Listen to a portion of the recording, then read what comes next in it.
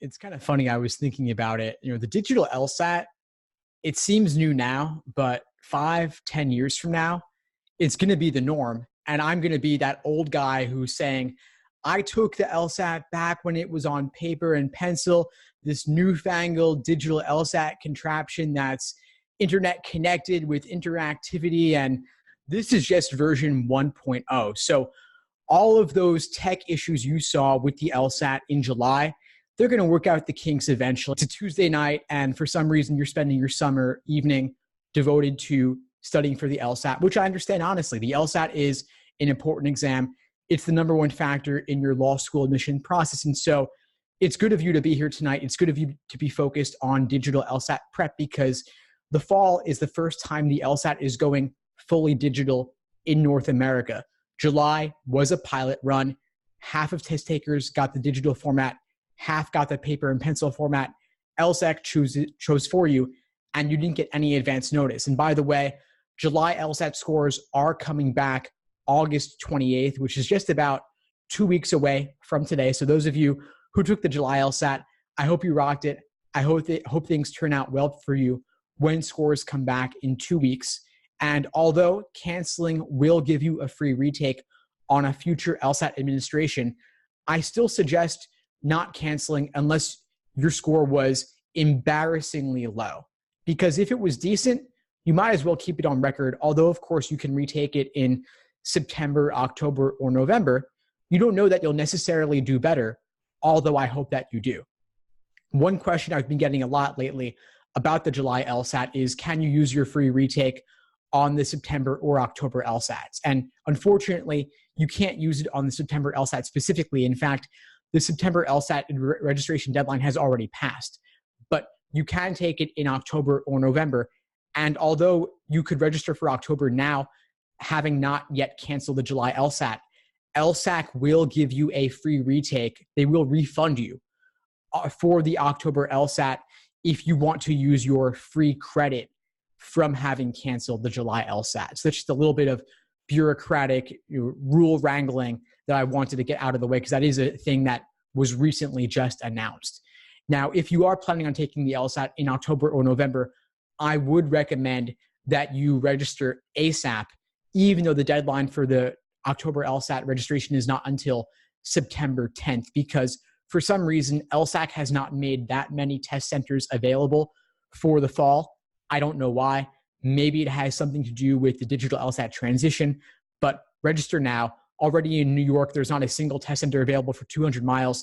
I've heard the same about Boston and some other American cities, although I did hear that Toronto has a number of test centers available. But regardless, wherever you are, after this call, go on LSAC's site and see what's available. If you have not already registered, do so as soon as possible, because you don't want the stress of having the ambiguity around where your test center will ultimately be.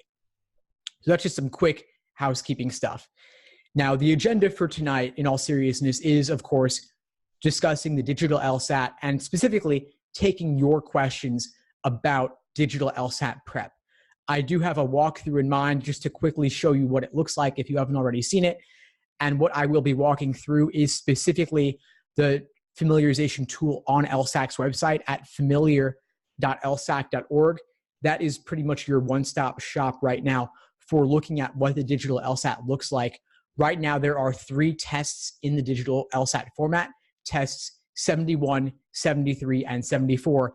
And they keep saying they're going to add more in the lead up to the fall. They haven't added any additional tests yet, but they say it's on their website, and at some point they will. But for now, you've got those 3 tests available to walk through in the digital LSAT format. And I recommend doing so you can familiarize yourself with the various annotation tools and other features of the digital LSAT.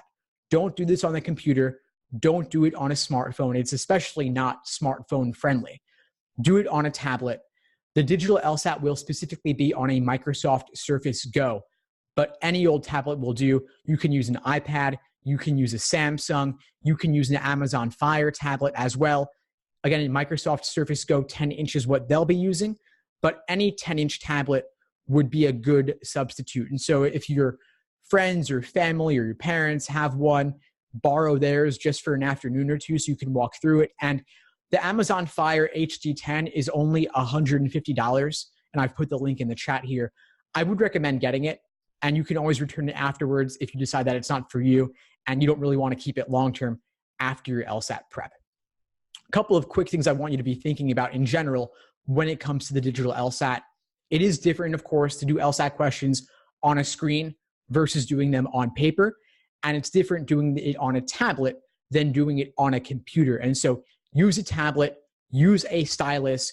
You can get an Amazon Basics stylus for about $10 or so, and you will be using a stylus on the digital LSAT if you like. You can also use your finger, but something to be ready for.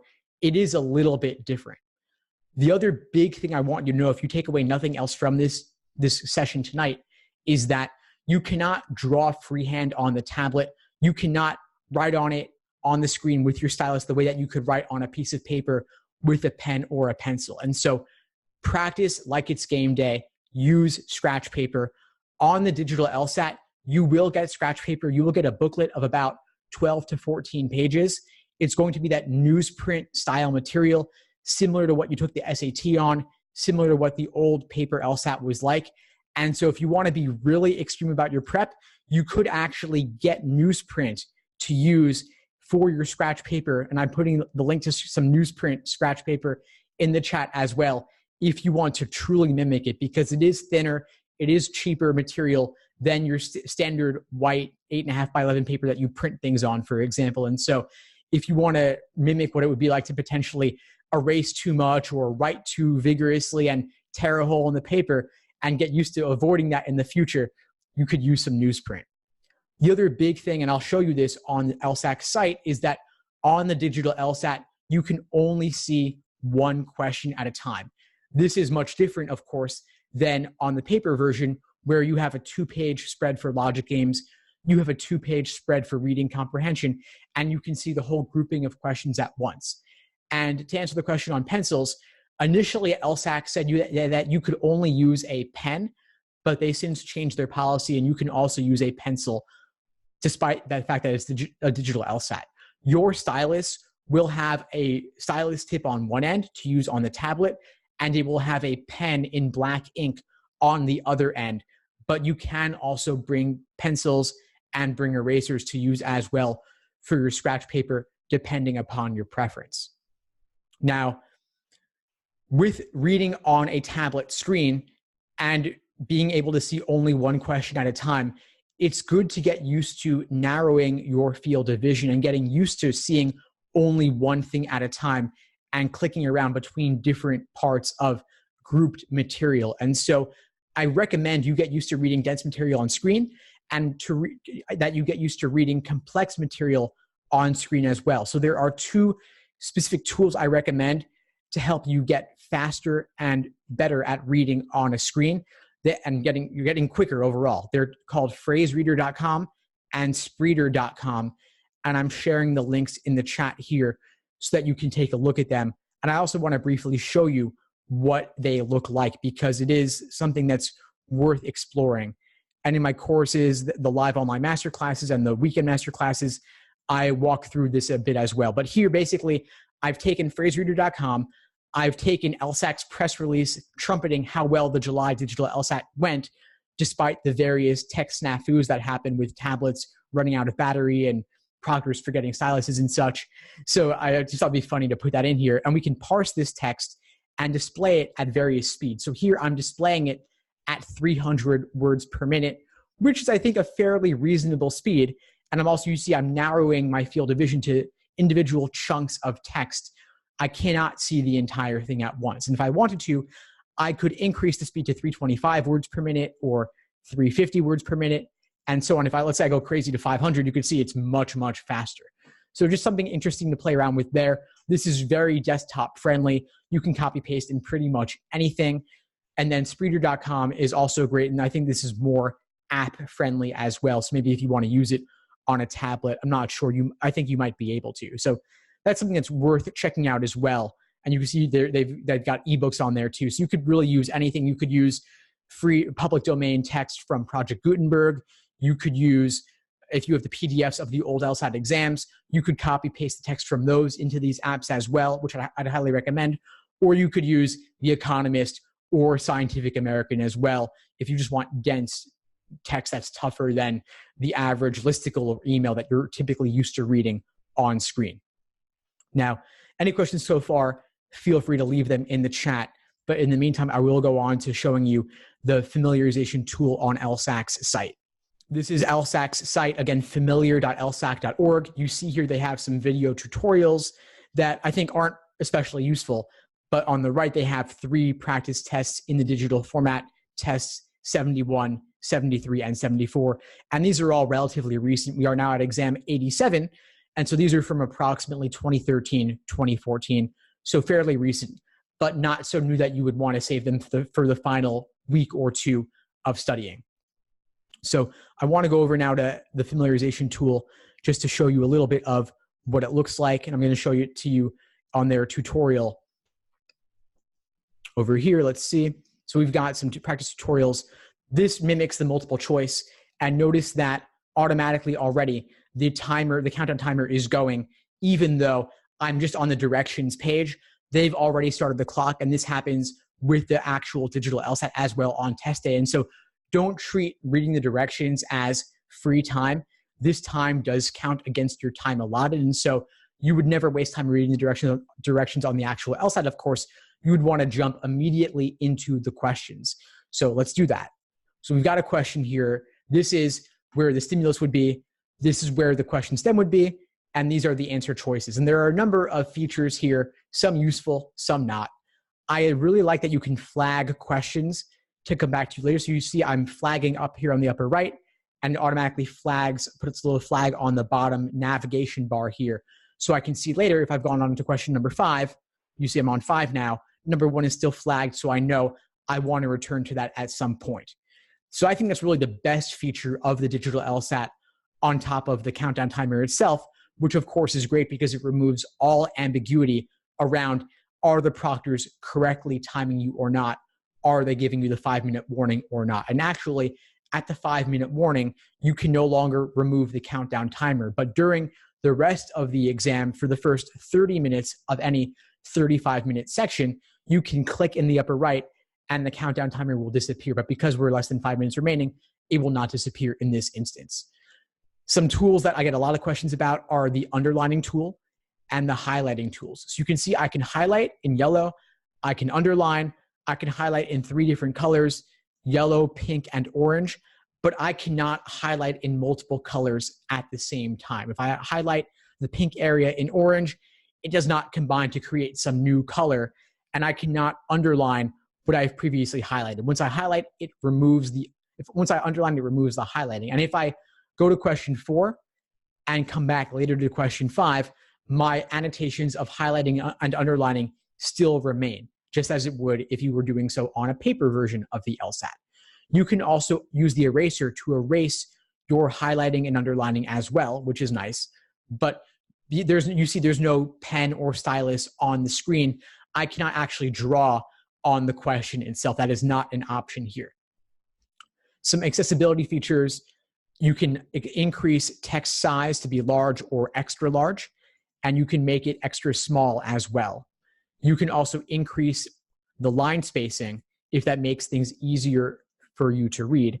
But the thing to be aware of is that if you do that, you may need to scroll down more if not everything is displaying at once on a given question. So you don't get to see everything at a glance quite so neatly. But one cool thing you can do is you can collapse answer choices to make things a little bit more concise for yourself to see what you want to see at a glance. So I could imagine this being useful if, let's say, and I'll make the line spacing the default again. Let's say that you no longer, right now, for this question, even with normal line spacing, you can't see all 5 choices at once, which I think is not desirable. But let's say I had eliminated choice B. I can eliminate, which is another thing I should mention. You can cross off choices. And let's say if I'm eliminating B, I click this here. It puts a little slash through B over there, and the B becomes more faint gray text. I can then click this up arrow to collapse choice B, and now I can see more of choices C, D, and E automatically. Of course, there's no reveal answer function on the real LSAT. That's just for this familiarization tool. And so, by the way, if you're doing exams 71, 73, and 74 in the digital LSAT format, I would not recommend revealing the answer after every single individual question, because you want to train yourself and get used to not being able to see the correct answer immediately on a real test. And so that's I think, something useful to do. I've gotten some questions here about what I've been speaking about, so I'm going to take a pause here to address those. Joelle's asking, is it beneficial to block the time? I assume you're asking, is it beneficial to, for the first 30 minutes of a section, click that timer to remove it? I personally think it is. I personally find the countdown timer somewhat stress-inducing, because it really turns on the heat with the time pressure and makes it ever present. And also, it's moving, it's motion, and I find that motion distracting. I think that the countdown timer is one of those tactics that scammy websites do to try and generate a quick sale. Like Groupon always has a countdown for how many minutes and seconds are remaining for a particular deal. Amazon Prime Day does that. Black Friday sites do that also. And it's meant to stress you out and force you to make a decision, which I think is not beneficial when you're looking to make considered reasoned judgments on very difficult arguments. So I wouldn't want it, but of course, your mileage may vary. Try it out. See if you like having the countdown timer, or see if you find it stressful. And you can also remove it and add it back as you want to. It's your choice. But at the 5-minute warning, it's no longer your choice. In fact, a big box pops up on the screen telling you 5 minutes remaining, and you must click OK before you can actually go back to the test, because they want to make sure that you did not miss out on that important information. Now, someone's asking, does it change the formatting for one question or all the questions if you increase or decrease the line spacing? I assume that's what you're asking, or if you increase, decrease the text size. And the answer is yes, it changes it for all questions. So let's say I make question number 2 extra large. If I go on to number 4, it will still be extra large. See it? Now I'm on 4. Now I'm back on 2. It's still large. And if I make the line spacing larger or more spaced out, same happens across the board. And so these annotation or accessibility options are constant throughout the entire exam, but with just a few clicks or a few taps of the stylus, you can go back to what you wanted. So that's pretty much everything in terms of just what logical reasoning might look like, or what the logical reasoning mainly might look like. I want to show you reading comp though, because I think that's kind of interesting as well. Actually, it is a little bit different. So for reading comprehension, the big thing to be aware of is that, as they're saying here, the passage-only view and locating text references. These are two things that are unique to digital LSAT reading comp and did not happen on the paper version. Specifically, I think one of the biggest changes is that there are no longer line numbering references. You see on the left here we have the passage, and there are no line numbers at all. Whereas on paper, of course, there are line numbers throughout. You have every 5 lines, they give you a reference point, and then they'll say, in line 36, the meaning of the word anti-disestablishmentarianism means what in context. So that meaning in context for particular vocabulary words is going back to a line reference. But see here, there's no line numberings. And the reason there are no line numberings is that because of this text increasing and decreasing function and the line spacing function, the text is somewhat fluid. It's not fixed in space like it would be on a piece of paper. And so the line numberings would change as you change the text size. And so they want to remove the ambiguity or confusion around that. And so instead, they're highlighting it in the question stem here. They've highlighted it in what I think is, I'm going to call it turquoise. They've highlighted it, or cerulean blue. They've highlighted it in the question here. And then in the passage itself, they've highlighted that specific text there as well to give you a quick reference. And of course, this color is not the same color as the 3 colors that you have access to, being yellow, pink, and orange. So that's your substitution there. And so there's not really anything that you need to do differently, but you just go immediately to that particular part of the passage that they're referencing and work from there. And the line numbering is, again, not a huge deal either. What I do think is something I don't personally love is that you cannot see the entire passage at once at a glance.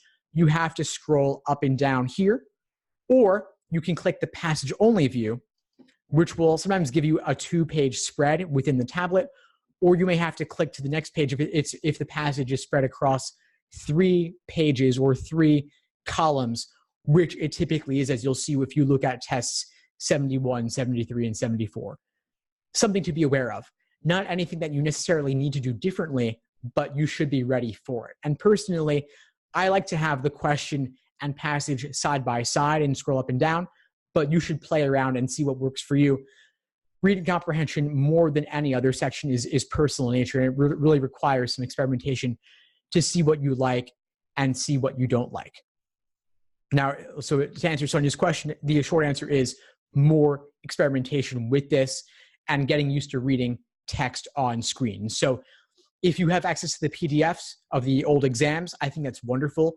Definitely make use of them and treat your PDFs like you cannot touch them, like you cannot draw on them. Some PDF readers, like even Mac, Preview for Mac, there are annotation functions. I would not use those because they're different in nature than the ones you'll have on the tablet. And it is different, of course, doing it on desktop than on tablet. I would get used to manually doing your work on your scratch paper on the side, maybe writing down some keywords or key phrases related to the author's opinion, to the major viewpoints, and have that be it, really. I've got a question from Meg. Do you see multiple in-text passages highlighted in the passage for all the questions? That's a great question. I think it really depends on the idiosyncrasies of what they have chosen to ask about. So it's likely that they could ask a meaning and context question for all 4 passages, or maybe for only 2. Ultimately, I think it doesn't really matter that much, in my opinion, from my perspective. It's just a particular question type that's detail-oriented. But I don't think you necessarily would need to do anything differently.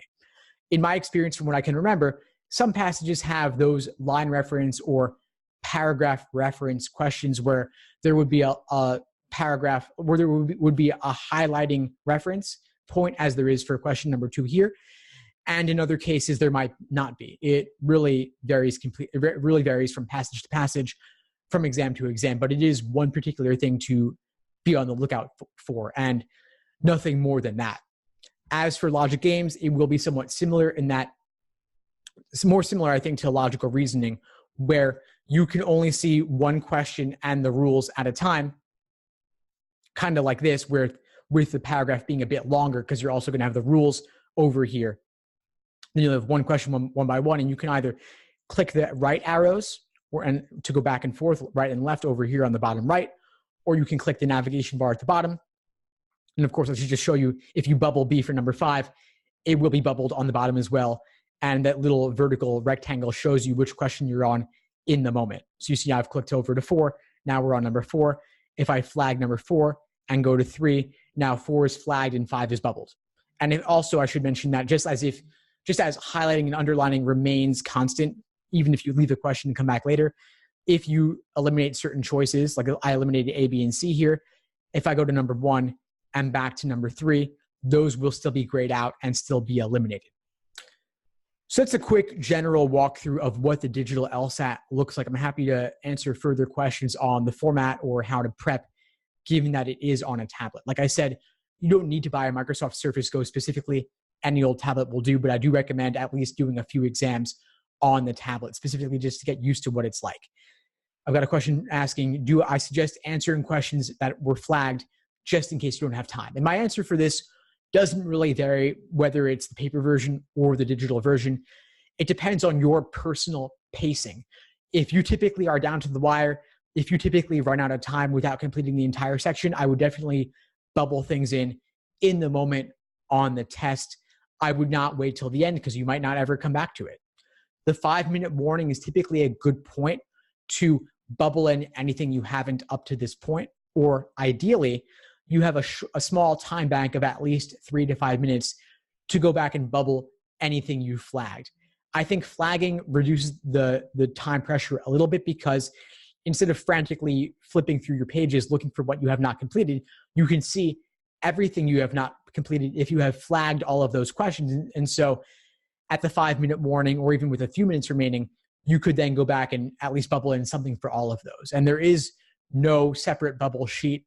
All your bubbling is happening on the tablet itself, and that does save you time. I think it's awesome, actually. I think the major perks of the digital LSAT are The countdown timer removes any ambiguity around timing on the part of the proctors, which of course they are human, they are prone to error, and they do make lots of errors all the time. And so that removes any human error on their part. Secondly, the navigation bar at the bottom makes it easy to click around from question to question, and the flagging also makes it easy to see at a glance what you want to return to. And the bubbling probably saves you, on average, 2 minutes. Instead of bubbling those circles with the number 2 pencil on the Scantron, slowly filling them in bit by bit, you're with one click, one tap of the stylus, it's done. So I think that's awesome. Now, yes, your answers are locked in. Once you've selected your bubbles, that's it. You're done. Once the countdown timer reaches 0, everything is finished. What you've bubbled is done. Done is done. That's it. There's no other submission you need to do.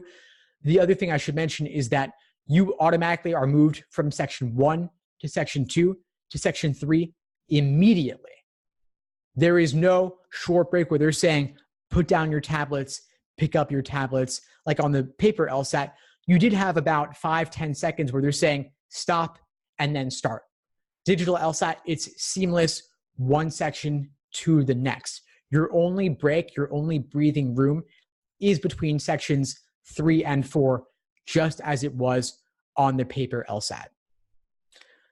Other questions here. Can you look at all the questions for the logic games on one page or only one at a time? Just to recap on that, with reading comp and with games, you can only see one question at a time. You have to flip between them. On the reading comp, you do have the passage in the left column if you want to choose that view. And with games, you will still see the paragraph and the rules on the left column as well, but you cannot see the entire grouping of questions at once. And if there are any links you missed, just email me and I'll share them again later if you missed anything. Now, I did get some questions submitted from students related to digital LSAT. So the tablet, is it flat on the desk or can you prop it up? There is a little kickstand. You can prop it up. You can't, there's a certain limitation on how much you can prop it up, but you can prop it up to some extent, and it's your choice if you want to have it flat or not. Next question I got was, is it more time consuming to do it on scratch paper versus going back and forth between the scratch paper and the screen, especially with games? That's a great question. I personally kind of like it because you have more space. You have multiple pages if you want. You can organize everything on a full sheet, 8.5 by 11. So it's really up to you as to your personal preference. I don't think it's necessarily a bad thing, but it's something to practice. It is what it is. And so whether it's more time consuming or not, you've got to take it and run with it. But yeah, that is a major complaint I get from students actually, that going back and forth between scratch paper and the screen is something to get used to. But I also hear from folks that they love digital. We're children of the digital age. A lot of folks are growing up with internet, with tablets, with smartphones, and with computers, certainly. And so it might feel a little bit easier and a little bit more intuitive to do things with digital and your 12 to 14 page booklet separately. And so that's just something to be aware of. I think reading comprehension is a little bit tougher, honestly. I don't love that you can only see part of the passage at a time, or you can't see the passage and question simultaneously. But again, it is what it is. I don't want to just complain about it or say I don't love it, because I think it is mixed. It's not all good or not all bad. I think the biggest issues are honestly the technical kinks LSAC had in July with tablets not being charged or proctors not having the stylus. And so honestly, of course, there's not much you can do about that. It is what it is. And so have in mind that there may be a tech snafu, be ready for it, and know that you may need to retake, and that's okay. Law schools do not average multiple scores. They only take the highest. And so if you're taking it in September, maybe consider registering for October or November as well. And if you're taking October, register for November as well. And I know that you don't want to have to take the LSAT more times than you were planning, but there is only a 4 to 5 week gap in between each of these test dates. And so it's not that much additional effort to only stay fresh on the LSAT for another 4 to 5 weeks. It could just be as simple as one timed exam per week for the following 4 weeks. Now, I got a question about score release. Like I said, the July LSAT was July 15th. Scores aren't coming back until August 28th, which is approximately a 6-week gap. That is a uniquely long time period to wait. It's a uniquely long gap, and that is simply because that was the transitional exam, and LSAC loves to do detailed statistical analysis to measure and compare the results of the two formats. But going forward, it will be a more normal score release of your standard approximately 3 weeks. And LSAC actually said on their website that it will be a shorter gap going forward for score release. They hope to release results faster with the digital LSAT. There are not really any specific promises on this, but it's something to look forward to, especially if you're taking the LSAT in 2020 in January or March or beyond. As for using stylus versus your finger, it's your preference. I think honestly, there's not really much of a difference. If you are good at flipping around from pen to stylus, it could be easier and more precise to use the stylus. Or if you like your finger, do that. This is, again, something personal and something to be practicing on your own for at least an exam or two to see what it's like using the digital LSAT familiarization tool. Got another question here on what happened with tech snafus back in July. Yes, some tablets did run out of battery. Did proctors solve the problem, or did people lose time? It's one of those things where proctors are only human. They're not perfect. And in some cases, they couldn't really solve it perfectly or ideally. In other cases, they did have extra tablets available to sub in. But I think things will on average be slightly better in September and beyond, because LSAC will hopefully have learned something from how July went. But I still don't expect things to be perfect in September. I think they will get better with time, like anybody, like any organization or any individual trying something new. They will get better with time. So I think November will be the best digital exam this year, with October being slightly worse and September being a little bit worse than that. But I'm not expecting it to be awful. And again, it is what it is. Nothing much you can really do about it. Just make the best of the situation.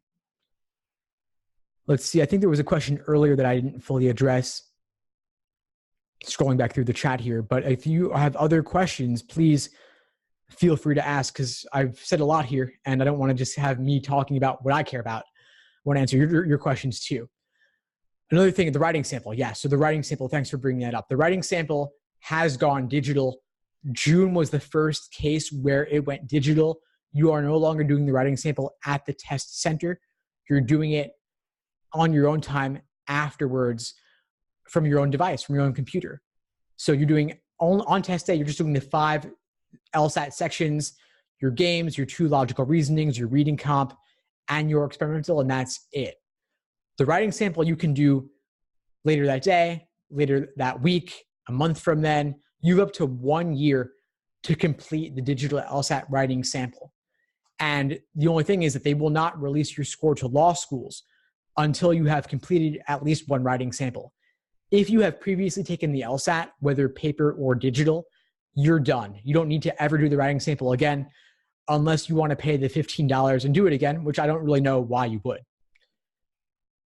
So they will give you your score back regardless of whether you've done the writing sample or not, but they will not give it to law schools until you have done a writing sample. The writing sample is done from your computer within your LSAC account. They monitor you with a webcam and a microphone for security purposes to make sure that it's really you, but that's pretty much it.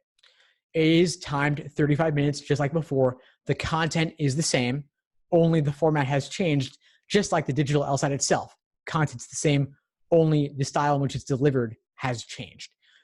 I think it's also great because you can type rather than writing by hand. Most people's handwriting is terrible these days because we're not used to it anymore.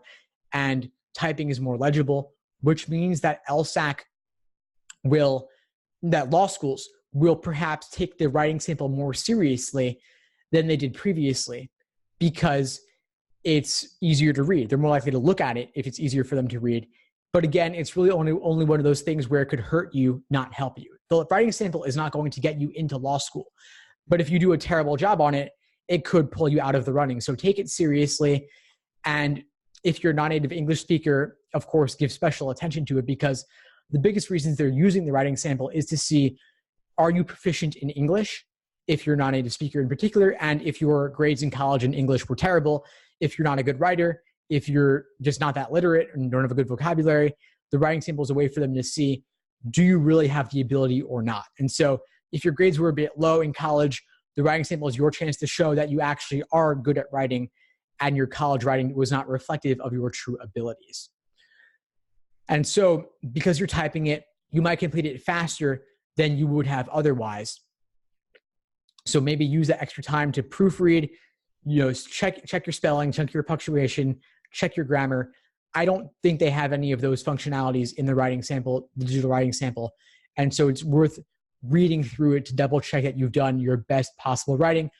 Use the full 35 minutes and take it seriously. But nothing more to say on it really than just that you cannot do the writing sample at the test center, though you can only do it from home or the library or wherever you bring your laptop. All they ask is that you do it in a quiet environment, that you be the only one in the room, and that you show them with your webcam that there's nobody else around to help you and no other resources available to help you as well. And that's pretty much it. But any old computer should do, as long as it's relatively up to date and using a modern browser. They have some troubleshooting tools on their site to help you make sure that you're doing it properly. And you can take it anytime, 24/7, 365. I assume they're not monitoring you live with somebody else on the other end watching you physically. I think it's more that they're simply saving a recording of you in case they wanted to check for security purposes later. There is one other thing I wanted to show you here, which was on LSAT's site. They actually have a pretty good FAQ section where they're giving general overviews, and I'll put the link in the chat here as well. It's all about the digital LSAT. This is actually accessible on their homepage pretty easily, which is nice. They have an ever-growing Q&A section here. You see the FAQ, and it's much longer than it used to be. They're covering lots and lots of questions, and you see here, September LSAT, they're releasing the results October 14th, and they expect to release them even faster on future exams. And so lots of good questions they're addressing here, things to be aware of. And so definitely visit this page if you want to know more on digital, specifically straight from the horse's mouth. And so, yeah, the scratch paper, 12 to 14 pieces of paper total. All I've heard from them, and they are strangely ambiguous about this. They don't want to commit to a number. For the scratch paper, they're giving you 12, they say 12 to 14 pages approximately. At one point, when I emailed them, they said that. Another point, they refused to commit to a hard and fast number. But that's the amount they're giving you. I say that it's probably more than enough, but it's not unlimited. So just keep that in mind. Got a question on the practice tests on LSAC's site. Are they real? Yes, they are. Tests 71, 73, and 74. They are real, released, previously administered exams, and they're actually also available in the books of 10 on Amazon as well. So they're no different than actual LSAT content. They just took exams they had published in books previously and had previously given to students, and they put them in the digital LSAT interactive format. And so they're great practice. I would highly recommend using them. You could do them as full exams, but the thing to be aware of is that they are not saving your results when you bubble things in, and they are not scoring it for you either. It's meant to be simply a familiarization tool. It is not really an fully interactive test-taking tool where they score you and tell you what was right and wrong. You need to look elsewhere for that. And for the writing sample, if I had a follow-up on that, you have to log on to LSAC's site. I don't know if they email you a link or not, but on your LSAC account, they will make it available to you to complete there after you've done the actual scored LSAT. Got a question here. Does the LSAT start right away now with the digital L exam? No more bubbling your name and whatnot. That used to take about 15 to 30 minutes. Great question. So back in the day with the Scantron, the paper and pencil LSAT, it would probably take at least 30 minutes to bubble in your name, your address, your social security number, LSAC account number, all that stuff. That's no longer the case.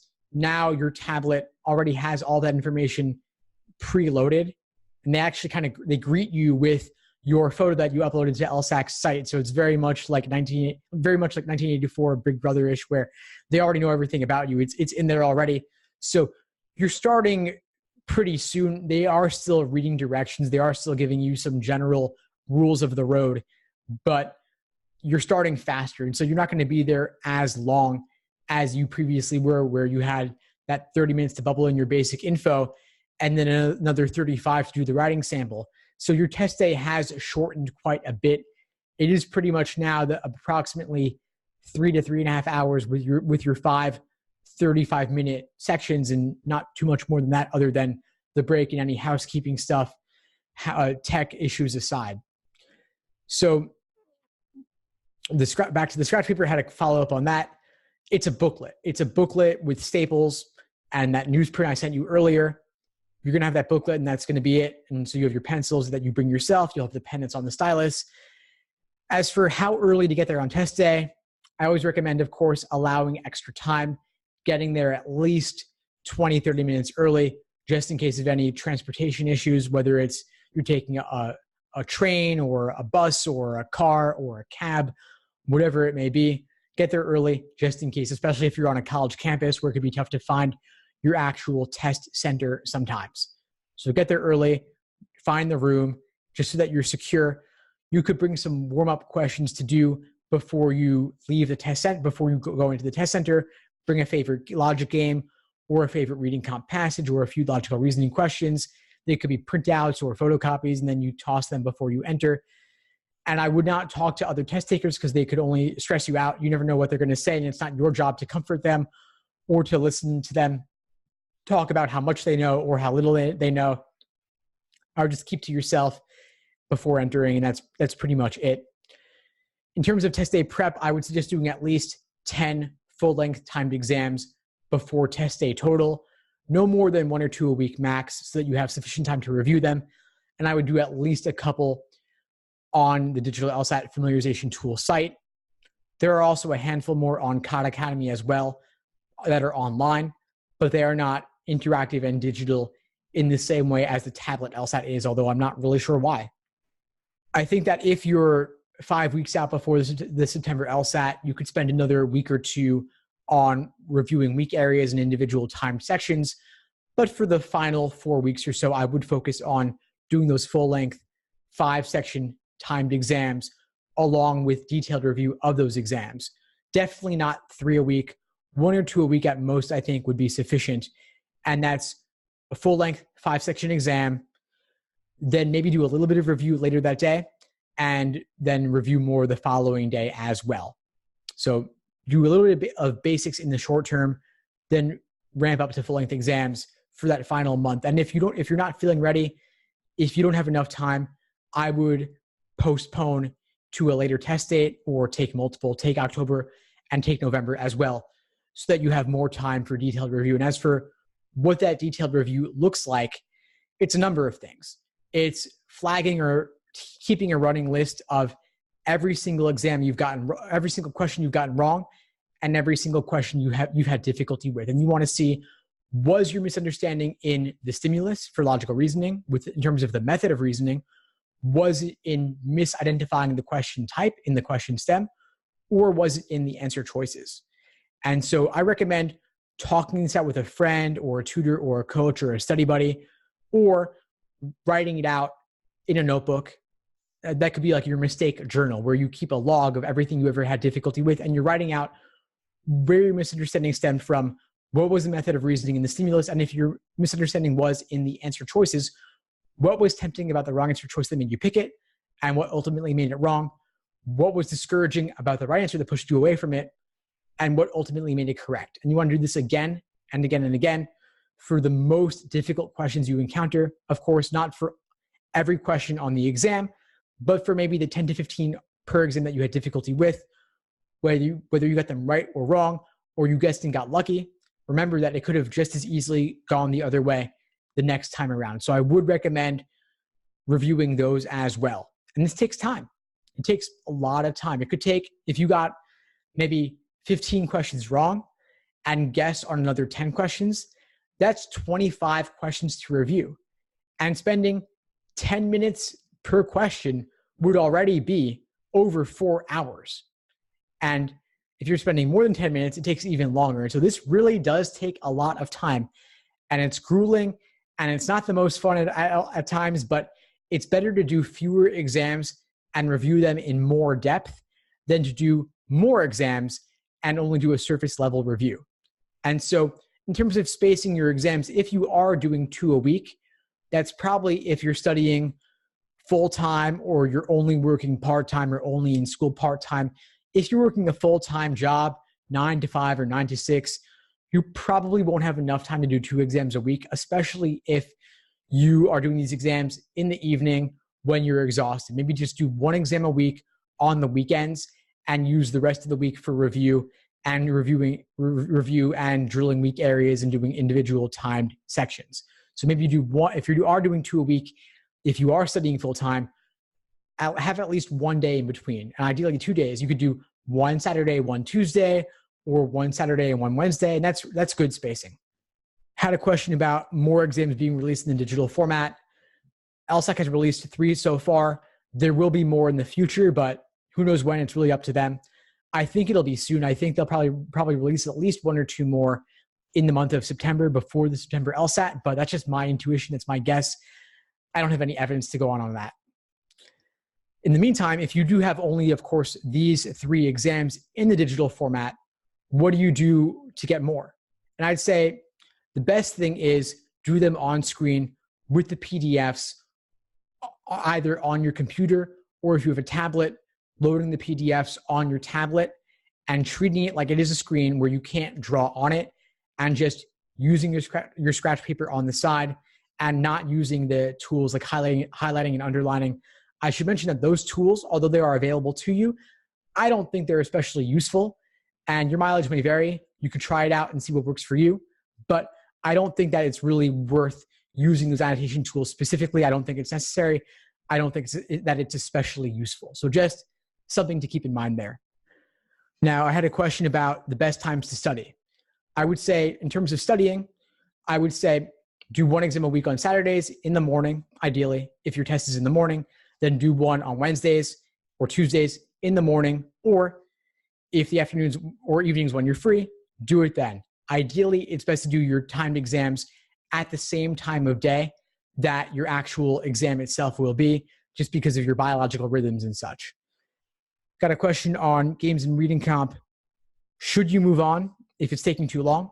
Yeah, you don't want to get bogged down. Getting bogged down is the enemy, and that's what leads you to run out of time. So I would suggest, if you feel like you're getting diminishing marginal returns, skip it, come back to it later, flag it, and trust that you will be able to come back. And if you can't come back, hey, that's okay too. I mean, I think that it's not the end of the world if you skip a tough question and instead you end up having time to do an easier question. It's really about what's going to lead you to getting the most questions correct in the end. And maybe that involves cutting your losses sometimes. And that's just, it is what it is. It's not ideal, but very few people get perfect scores. They get perfect 1As with 0 questions wrong. And so you have to know what are your weak areas. Maybe it's a lengthy parallel question. Maybe it's a curveball logic game. Maybe it's a science-y reading comprehension passage. Whatever it is for you, know your weak areas and work with them. Just work on and focus on what's best for you. Got a question on admissions. Interesting. And I'm happy to address that too. So how important is your GPA? Can a 3.2 GPA still be okay? Depends on where you want to go, and depends on what your goals are. It depends on what your LSAT score is too. If you have a low GPA, whether it's 3.2 or 2.9, if you have a 175, that'll still open a lot of doors. Law schools may have some concerns about your academic abilities, your academic performance. That would make you a splitter, high LSAT, low GPA, which could raise concerns for them.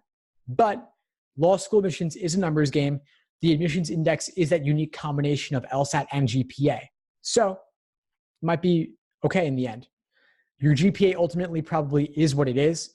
I'm guessing if you're thinking about the LSAT, thinking about law school, you probably are at the very least a junior or a senior in college, or you've graduated already. And so your GPA is pretty fixed, but your LSAT score is the biggest thing you can change at this point. And so it is what it is. Make the best of it.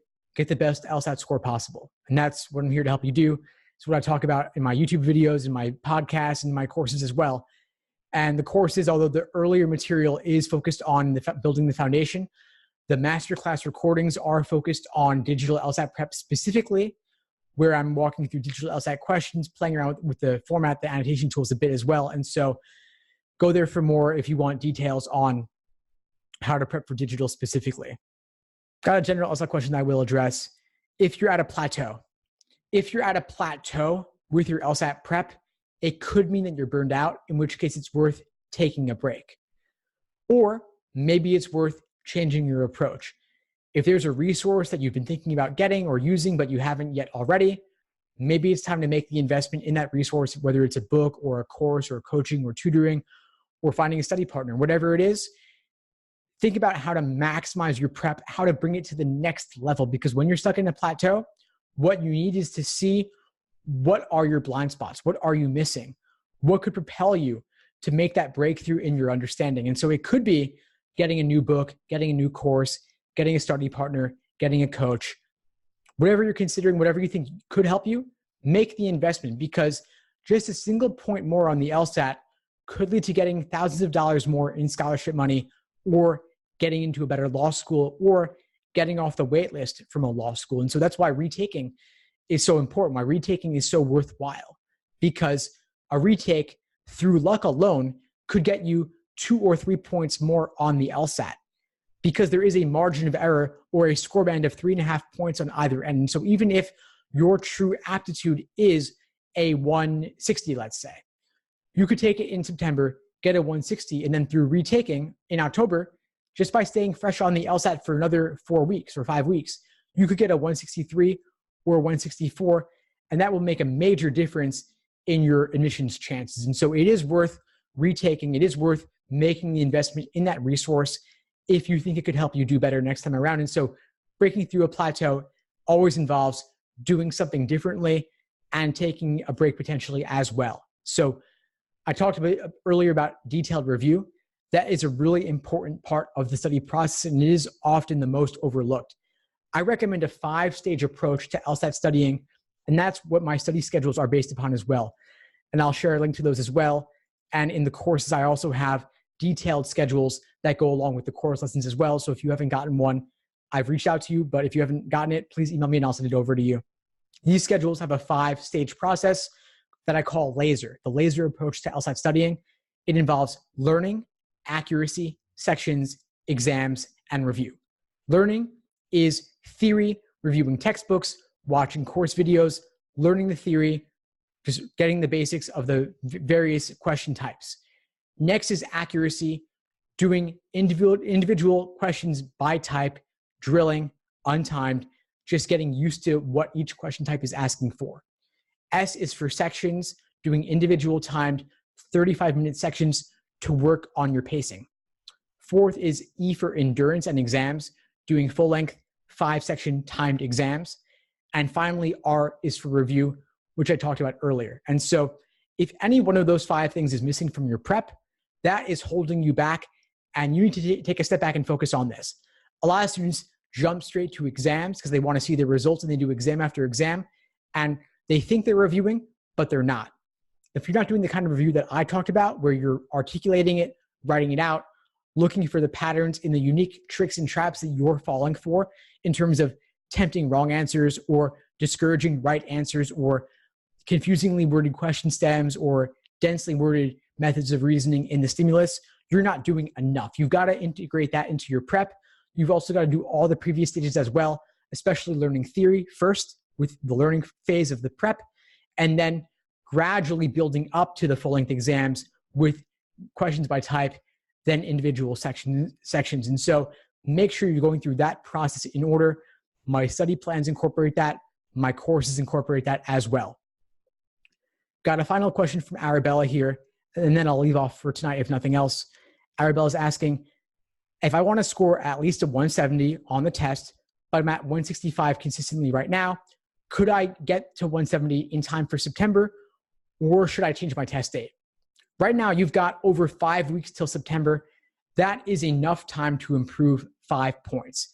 The question is, what will you do between now and then to make it happen?